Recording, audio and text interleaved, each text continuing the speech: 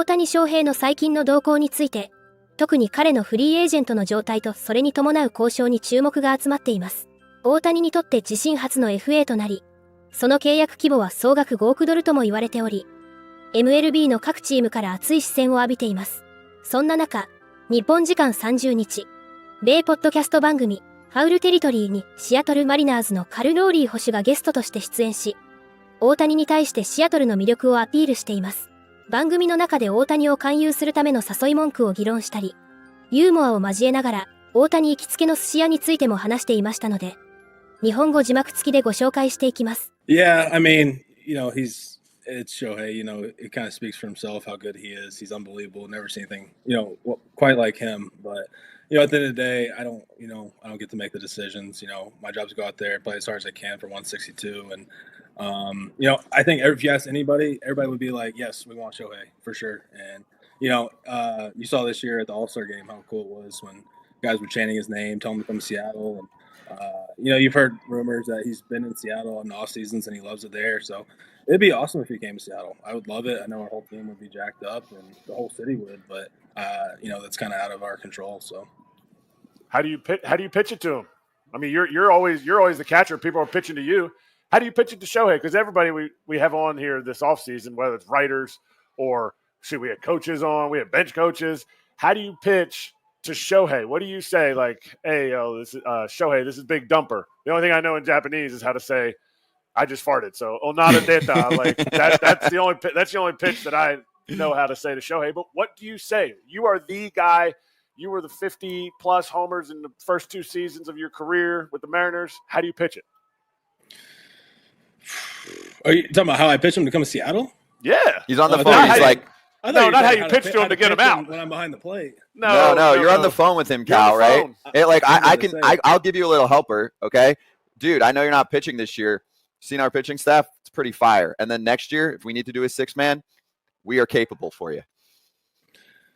Yeah, I mean, I don't even know, how I'd probably try to sell the city. The city's amazing up there in Seattle. And, like I said, I think he spent time there in the off seasons from what I've kind of read and gathered. And I think that'd be the number one thing. Cause, you see a lot of people, choose, a lifestyle when you get to what he's going to make. I mean, at that point, does it really matter how much extra millions you're making? So, you want to be somewhere where you're comfortable. You want to be somewhere where the fans are going to love you. You're going to like the fans as well. You want to have a place where you and your family can stay and be comfortable. And I think that'd be the number one sales pitch for sure. Do you take him out to eat at a place? And what's the place that you take him out to when he comes to Seattle? There's a place, when I got called up, Yusei Kikuchi was still with us, and his favorite sushi place was a place called I Love Sushi. And, it sounds kind of cheesy. That sounds like a bad sushi spot, but it's unbelievable. It's on the water in Bellevue, and all of they have every baseball player that comes in there with the Mariners gets their picture up on the wall, and I take them there. It's unbelievable sushi. The fish up there in Seattle obviously is unbelievable, and the sushi's a lot better than where I'm from in North Carolina. So it's prove it. I don't breaking news. Yeah, Seattle has North Carolina beat on sushi.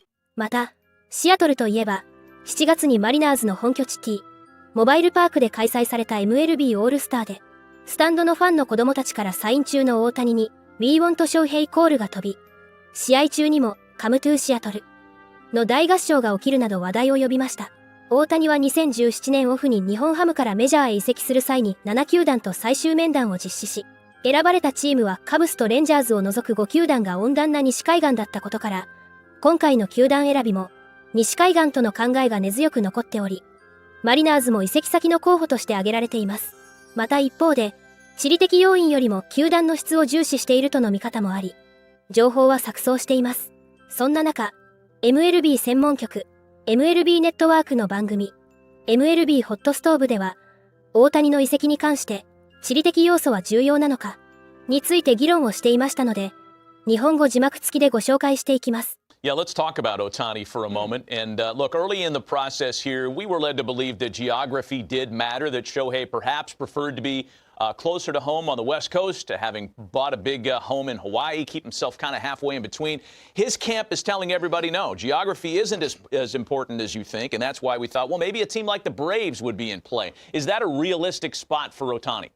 I think it is, because I think the other criteria that we've been made aware of is the ability to win on an annual basis. And is there any other team in baseball set up right now better than the Atlanta Braves to put themselves in a position to win every year? They're set up better than the Dodgers are. They're set up. Look, I think the Orioles are in a really nice spot with the young players they have, but I still trust the Braves more with where they are. And so, yeah, I think Atlanta has to be in the mix. If the criteria that we're led to believe are critical and important, Atlanta's in a really good position. And the benefit of having signed all of those long-term deals to young players where they got a major discount on it, this is why they did it, to get this day where they could get the guy.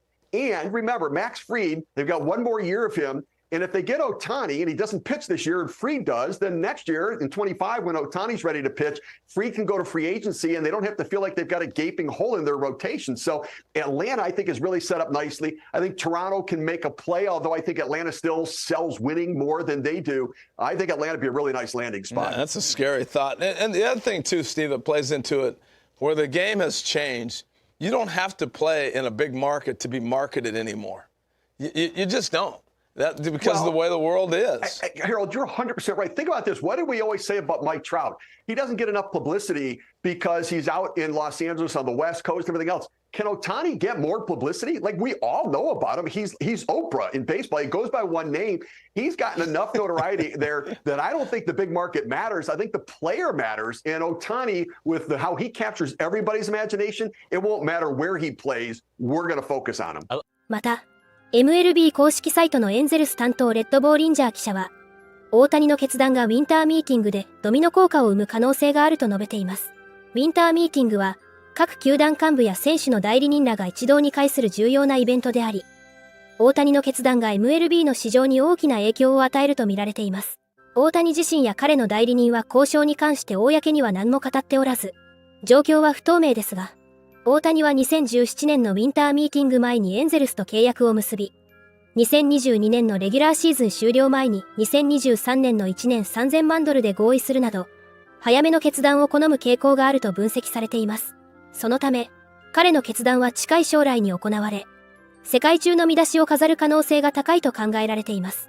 大谷の去就は今後の MLB 市場の流れを左右する重要な要素であり、彼の決断には多くの注目が集まっています。これからも大谷の活躍から目が離せません。皆様からのコメントもお待ちしております。